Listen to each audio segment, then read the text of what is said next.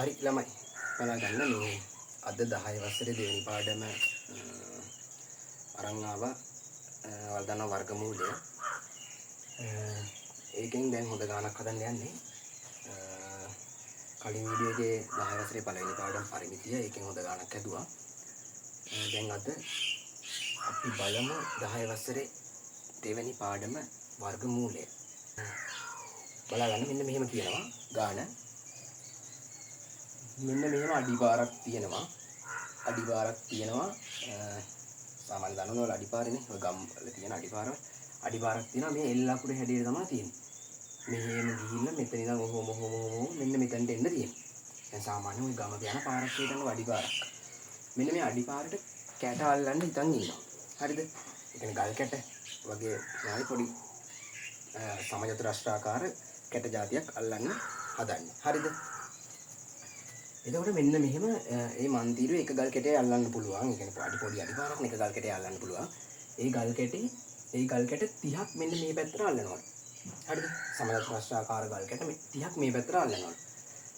ඊට පස්සේ තව ගල් කැට 21ක් මෙන්න මේ පැත්තට අල්ලනවා.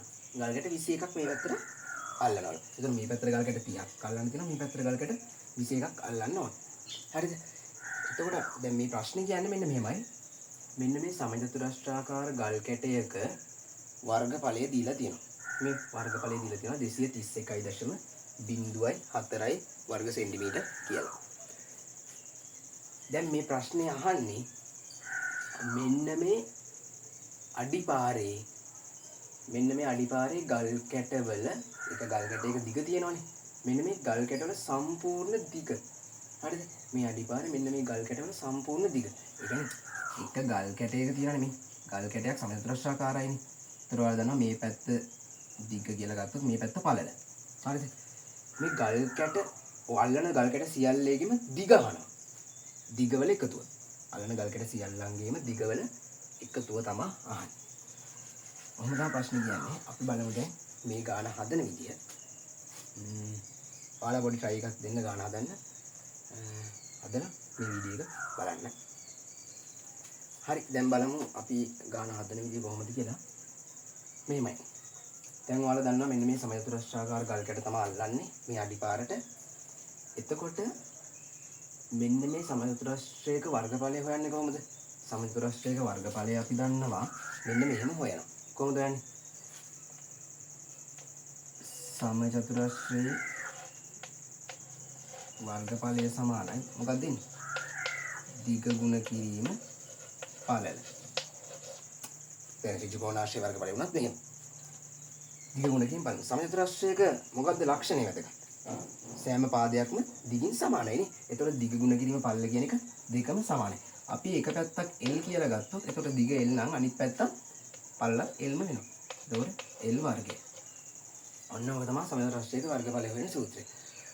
ඔයාලා දන්නවා දැන් සමජතුරාස්ත්‍රයේ වර්ගඵලය මෙන්න මේකේ දීලා තියෙනවා. 231.04 කියලා දීලා තියෙනවානේ. දැන් අපිට මේ ගානෙදි මේ අපින් අහන්නේ මේ ගල් කැටයක දිගනේ අහන්නේ මේ ගල් කැට සියල්ලංගේම දිග අහන්නේ. හරිද? දැන් ගල් කැට සියල්ලම එක පේලිය තිබ්බම මේ දිග අහන්නේ. දිග ඔක්කොගෙම එකතුව. හැම දිගකම එකතුව. මේ පැත්තට 30ක් නේ අල්ලන්න පුළුවන් කියන්නේ. මේ පැත්තට අල්ලන්න පුළුවන් 21ක්. මේ පැත්ත දිග කියන්නේ මේ පැත්ත ගල් කැට 30ක් අල්ලුවේ මේ පැත්ත ගල් කැට 21ක් අල්ලන්න පුළුවන්.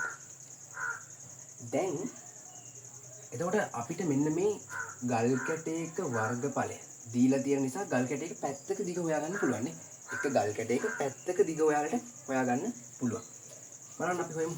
දැන් මේ 231.04 සමාන වෙනවා එතකොට L වර්ගයටනේ.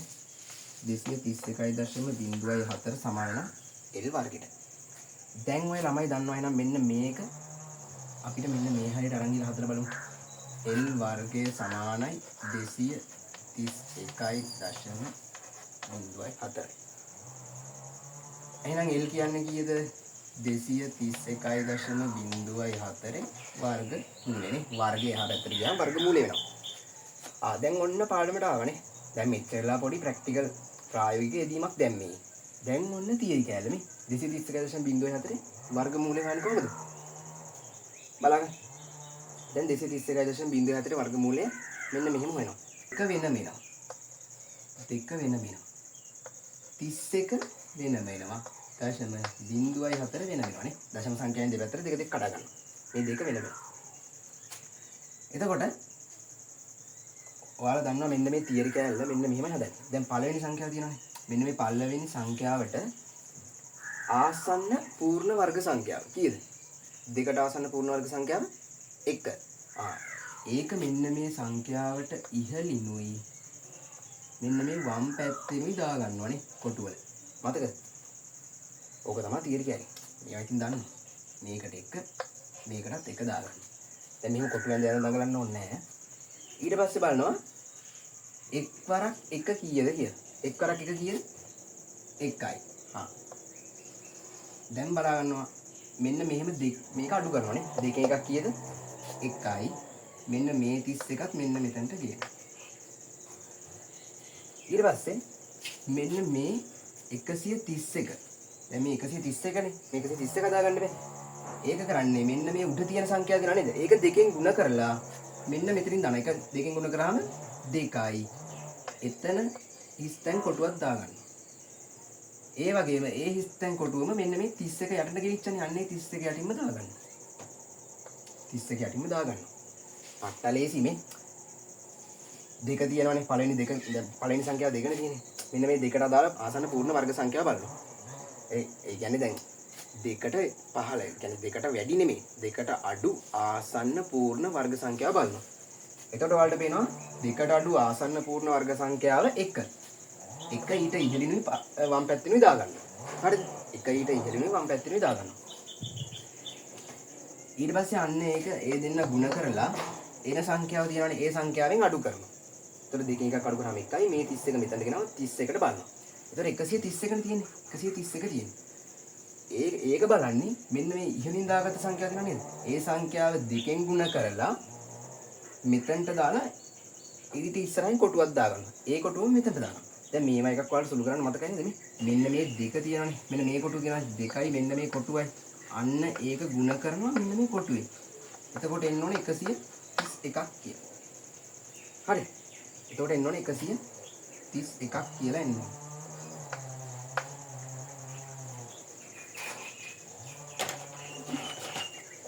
දැන් බලා ගන්න. මේ දැන් බලන්න 131. දැන් මෙතන තියෙන්නේ 20 සංඛ්‍යාවක් නේ. ඒ කියන්නේ 20 සංඛ්‍යාවක් තියෙනවා. ඒක 21, 22, 23 ඕනේ. දැන් මෙතන 20 ඒවා කීයක් ඕනේද 131ට? සාමාන්‍යයෙන් 20 ඒවා 5ක් ගත්තොත් 100යි. 20 ඒවා 6ක් ගත්තොත් කීයද? 20 ඒවා 6ක් 120යි. දැන් 131ට එන්නත් තිබේ. දැන් ඒතකොට මෙතනට 6ක් ගත්තොත් 26 ඒවා 6ක්. ඒකට වැඩි වෙනව නේද? ඒකින්ද අපි මෙතනට දාගන්නවා කියන්නේ 5ක් වගේ. 5ක් දාගන්න මෙතනට පදන්න. එතකොට දැන් 25 ඒවා 5ක්. 125. 131කට අඩු වෙන්නේ. 131කට අඩු ආසන්නම සංඛ්‍යාව. එහෙනම් මෙතනටත් 5 දානවා. මෙන්න මෙතනටත් 5 දානවා. ඒක වෙනවා 25 වරක් 5 කීයද? 25 වරක් 5 125යි. දැන් මේකෙන් අඩු කරාම එකෙන් 5ක් බෑ 11න් 5ක් 6යි. දෙකෙන් දෙකක් බිඳුවයි. ඒතර බිඳුව එනවා. දැන් මෙන්න මේ දශම සංඛ්‍යාව තියෙනවනේ. දශම සංඛ්‍යා දෙකක් මෙන්න මෙතනට ගේනවා. එතකොට බිඳුවයි 4යි. දැන් 604. කියන්නේ 6.04 වල 604 කියලා ගන්න. මේක කිලිම දැන් දශම සංඛ්‍යා දාන්න ඕනේ. 604 කියලා ගන්න. හරිද? මෙතන දශම සංඛ්‍යාව තියාගන්න. හරිද? පල්ලෙහාට ගත්තා මෙතන දශම සංඛ්‍යාව තියාගන්න. දැන් මේකත් ඒ විදිහම තමයි. දැන් මේ උඩ සංඛ්‍යාව තියෙන 15. 15 දෙකෙන් ගුණ කරනවා. එතකොට එනවා 30ක්. ඒකට ඉස්සරහින් කොටුවක් දාගන්නවා. එතකොට මේ ළමයිට මම කිව්වා දැන් මෙතනටත් කොටුවක් දාගන්න කියලා. ඒ කොටුව මෙතනට දාගන්න. දැන් මොකද්ද කරන්නේ? බලන්න.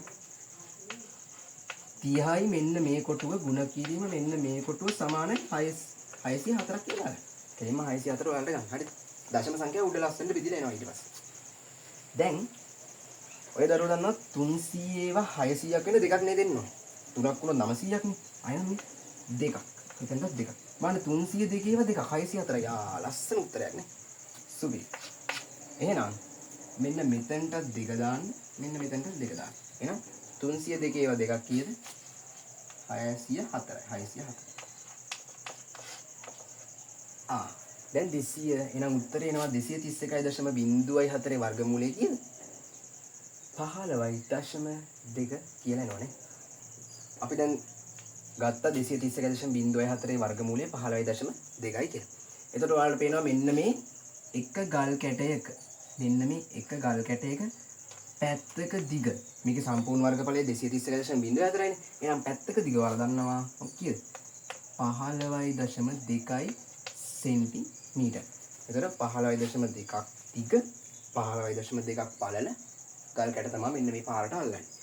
අන්න ඒ වගේ ගල් කැට මේ පැත්තට 30ක් අල්ලනවලු. හොඳට හිතන්න මේ ගන්න. එතකොට මේ වගේ ගල් කැට 30ක් අල්ලනවලු. එතකොට බලන්න 15.2 ඒවා දැන් මේ 15.2 ඒවා මෙන්න මෙහෙම 30ක් අල්ලනවලු. ඔන්න 1 2 3 4 ඔන්න 1 2 3 4 5 ඔන්න 30ක් අල්ලනවලු. එතකොට මේ හැම එකේම පැත්තක දිග 15.2යි නේද එතකොට? 15.2 ඒවා එතකොට 30ක් එන්න ඕනේ. එහෙනම් කොහොමද එන්නේ? එක් පැත්තක දිග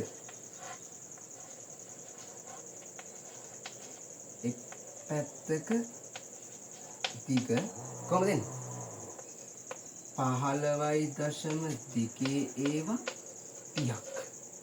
කීයද උත්තරේ? 30න් ගුණ කරනවා කියන්නේ මේ 10 වරක් තුනනේ තියෙන්නේ. ඒතකොට 10න් ගුණ කරන්න. ඒතකොට 152යි. 152 ඒවා 3ක්. කීයද? 3 වරක් 2 6යි. 3 වරක් 5 15යි. 15න් 5 දාන එකක් විතරයි. 3 වරක් 1 3යි 1යි 4යි. ඒතකොට 456යි. 456 මොනවද? සෙන්ටිමීටර්. සෙන්ටිමීටරෙන්. ඊට පස්සේ ඒ වගේම තමයි දැන් අනිත් පැත්තට. බලන්න දැන් මෙන්න මේක තමයි හොඳම. දැන් මෙතන තමයි සාමාන්‍ය ළමයිට පැටලෙන තැන. දැන් මෙතනත් පොඩ්ඩක් හිතන්න පුළුවන් වෙන්න ඕනේ. හරිද? දැන් මෙතන ටිකක් හොඳට හිතන්න ඕනේ. දැන් මෙන්න මේ පැත්තට දිග වෙනවා කීයද? 456 සෙන්ටිමීටර්. 456 සෙන්ටිමීටර්. පොඩි අඩිපාරක් ඈ. ඒ කියන්නේ සෙන්ටිමීටර් 456යි. පොඩි දුරක් නේ. වැඩි හිතන්න එපා ඉතින්.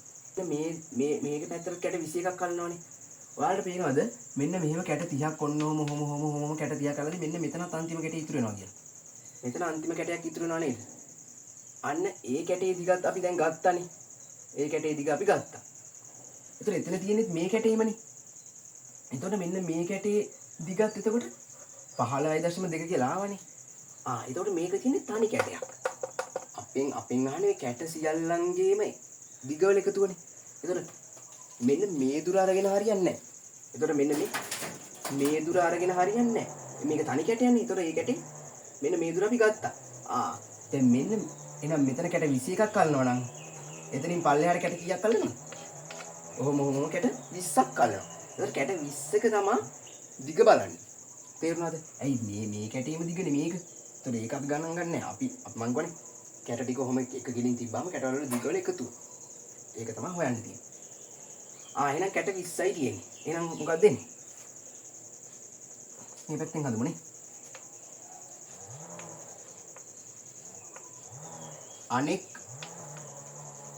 පැත්තේ දිග සමානයි. අනෙක් පැත්තේ දිග සමානයි කීයද? 15.2 ගුණ කරනවා 20. 15.2 ගුණ කරනවා 20. එතකොට එනවා මේකත් අර විදිහම නිකන් දශම ස්ථානේ පන්නන්න. එතකොට 152 කියලා දෙකක්. ලේසිනේ දෙන්න ගුණ කරන්න. එතකොට දෙවරක් 2 4යි, දෙවරක් 5 10යි බිංදු 10යි, දෙවරක් 1 2 1යි 3යි. 304යි සෙන්ටිමීටර්.